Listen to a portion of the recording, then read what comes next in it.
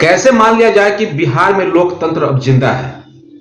जिस राज्य में राज्य के मुखिया यानी कि मुख्यमंत्री के जो आदेश हैं, फैसले हैं, उसको ही अगर पदाधिकारी ना माने तो आप कैसे समझ सकते हैं कि बिहार में लोकतंत्र जिंदा है, संविधान जिंदा है?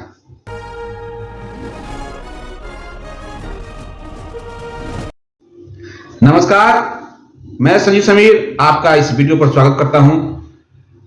दोस्तों, आज जिस तरीके से आप लोगों ने देखा कि किस तरीके से सदन में मुख्यमंत्री जी ने कहा कि उन तक सारी बातें नहीं पहुंच पा रही है, इसका मतलब कहीं ना कहीं जो अफसर है वो अपनी मनमानी चला रहे हैं।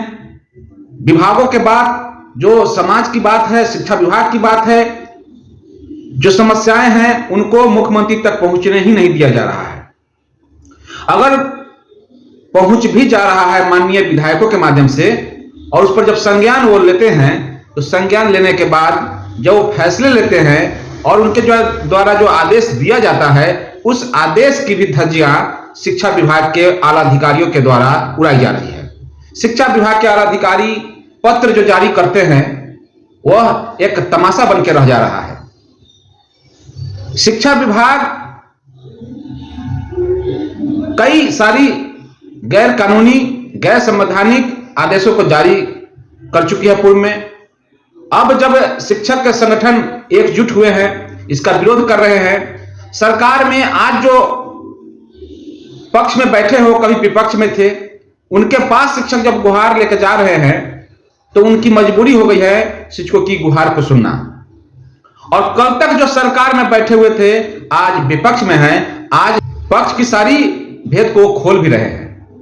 तो कुल मिलाकर के कहें कि शिक्षा विभाग में जिस तरीके से उपापोह की स्थिति बनी हुई है, शिक्षकों के साथ अन्याय किया जा रहा है, शिक्षकों को जिला बदल करने की तैयारी की जा रही है, शिक्षकों की नौकरी को समाप्त करने की कोशिश की जा रही है, शिक्षा जगत को आंदोलनों में झोंकने की तैयारी की जा रही है, शिक्षा विभाग में लूट तंत्र चल रहा है।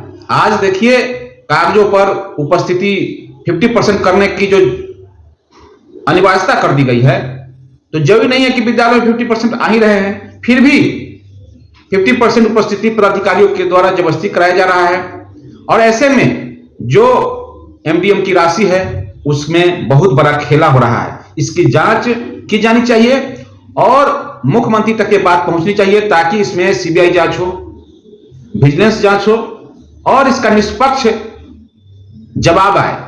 क्योंकि जिस तरीके से अभी शिक्षा विभाग में जो खेला चल रहा है उस खेला से आम जनता अनभिज्ञ है, आम जनता इसे समझ नहीं पा रहे हैं। उन्हें तो बस के पाठक जी के द्वारा जो आदेश दिया जा रहा है उसमें शिक्षकों को सजा देने वाली काम लग रही है। उन्हें लग रहा है कि अब शिक्षकों को खूब सजा मिल रहा है, तो शिक्षकों को सजा मिलना नहीं मिलना ये तो बात की बात है, लेकिन जो आपके मान और सम्मान की बात है, जो आम जनता की अधिकार की बात है, उसका हनन हो रहा है, उसका घोटाला किया जा रहा है। यह समझने वाली बात है। आम जनता को भी समझना चाहिए कि उनके बच्चे विद्यालय नहीं जा रहे हैं, लेकिन उनके बच्चे के नाम पर मध्याह्न भोजन चल रहा है, प्रधानमंत्री पोषण योजना चल रहा है, उसकी उगाही की जा रही है। तो ये सारी बातें दर्शाती है कि बिहार में लोकतंत्र नहीं है। कहीं ना कहीं इसमें अफसरशाही हावी हो गया है, लाल फीताशाही हावी हो गया है और इसके लिए शिक्षक संगठन कमर कस चुके हैं और कमर कस करके जो शिक्षक आंदोलन है उसको तेज कर रहे हैं। जब शिक्षक बार बार परीक्षा में सम्मिलित हुए ही हैं, दक्षता दिए हैं, तो फिर यह सक्षमता की कौन सी बात आ गई? सक्षमता परीक्षा देने की कहां से बात आ गई? फिर भी मुख्यमंत्री जी ने जब कहा, क्योंकि उन पर लोगों का यह विश्वास है कि जो दिए हैं मुख्यमंत्री जी नीतीश कुमार जी दिए हैं और आगे भी देंगे, तो उन्होंने कहा था कि मामूली परीक्षा ली जाएगी। लेकिन ये देखिए विभाग ने क्या उनके आदेश को धत्ता बताते हुए जो सिलेबस देने का काम किया, टीआरई 1 और टीआरई 2 का जो सिलेबस है बीपीएससी का, उस सिलेबस को लागू करने की बात कही गई। और परीक्षा कौन ले रहा है? तो बिहार बोर्ड ले रहा है। तो कुल मिला के कहें कि मुख्यमंत्री जी का भी अब नहीं चल रहा है। पूर्व में हम लोग देखते थे कि शिक्षा मंत्री जी का कोई वैल्यू नहीं है, कोई विधायक का कोई वैल्यू नहीं दिया जा रहा है शिक्षा विभाग के द्वारा, शिक्षा विभाग के आला अधिकारियों के द्वारा किसी विधायक किसी मंत्री का वैल्यू नहीं था। अब मुख्यमंत्री का भी वैल्यू करना छोड़ दिए हैं। इसी से लग रहा है कि शिक्षा विभाग में अब लोकतंत्र जिंदा नहीं है, क्योंकि आप नियम पूर्वक अगर छुट्टी में भी रहते हैं तो भी आपका वेतन बंद कर दिया जा रहा है। आप एसएल में हैं फिर भी वेतन बंद कर दिया जा रहा है। जब आपको एसएल सीएल लेने का अधिकार है तो बोला जाता है कि आप फलाने तारीख को सीएल और एसएल नहीं ले सकते हैं।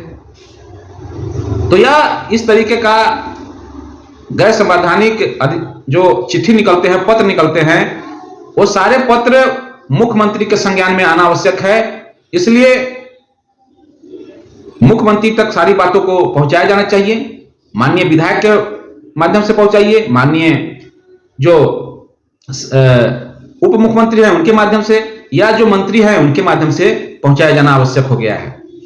तो कुल मिलाकर के कहें कि सभी शिक्षक जब एकजुटता दिखाए हैं तो कहीं ना कहीं पक्ष विपक्ष सभी लोग शिक्षकों के लिए लड़ना शुरू किए हैं, और यह लड़ाई कहीं ना कहीं आपको फायदा पहुंचाने वाली है। यह लड़ाई कहीं ना कहीं आपको आगे बड़ी जीत दिलवा सकती है। इसलिए सभी शिक्षक